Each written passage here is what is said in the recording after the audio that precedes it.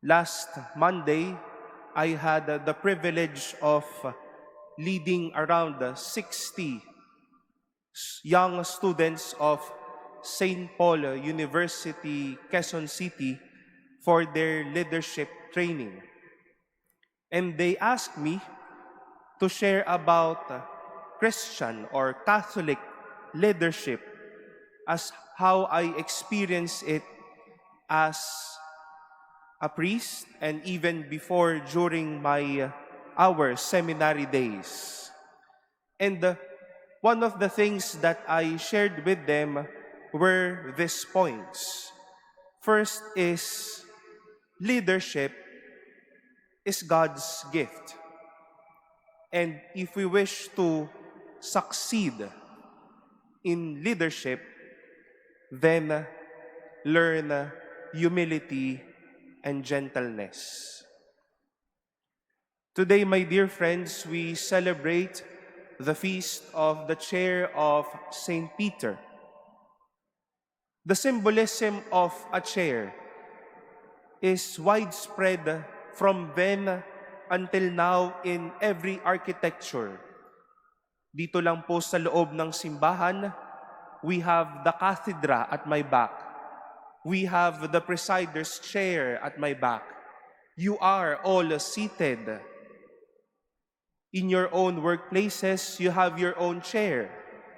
And a chair would symbolize, for example, kapag may upuan sa simbahan, ibig sabihin may taong nanunungkulan.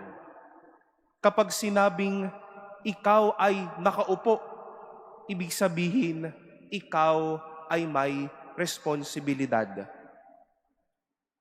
Inuupo po ang tao maliban sa pagboto o pagpili sa kanya ng tao. Naniniwala ako na inuupo ang tao, nasa luklukan ang tao dahil maliban sa ito ay katungkulan, ito ay regalo at plano ng Diyos.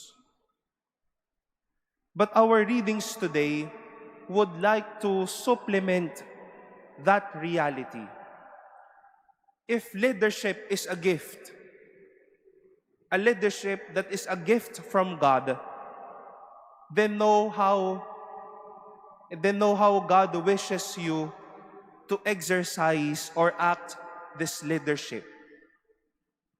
St. Peter in our first reading would like to remind each and every one of us, tend the flock of God in your midst, overseeing it not by constraint, but willingly, as God would have it, not for shameful profit, but eagerly, or shall we say, generously.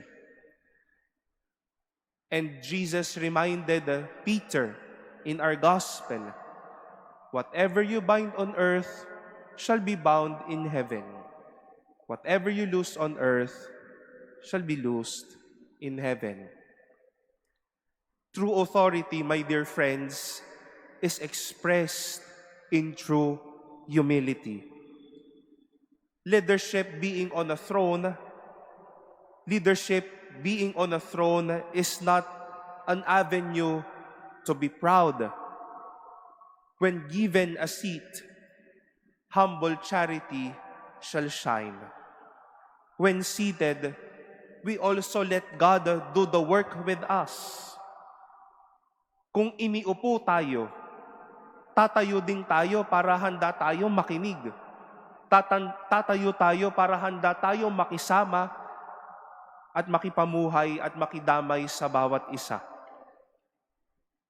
When Jesus handed the keys of the kingdom to Peter, way back, even during the Last Supper, it was his desire for Peter that you have the keys, you are seated, then learn how to strengthen your brothers. Such is also the invitation for us. When asked to be seated, when leadership is God's gift to you, to us, sit in humility, sit while strengthening each other. My dear friends, let us not take advantage of the seats where God has placed us. Your seat could be your responsibility as a parent. Your seat could be your current position now in your job. Your seat could be your simple life as a student, as a Christian, or wherever you are or whoever you are. But let the seats where we are not make us stubborn, kundi dahil sa trono, dahil sa ating mga luklukan at upuan, lumaki po ang ating puso at hindi lumaki ang ating ulo.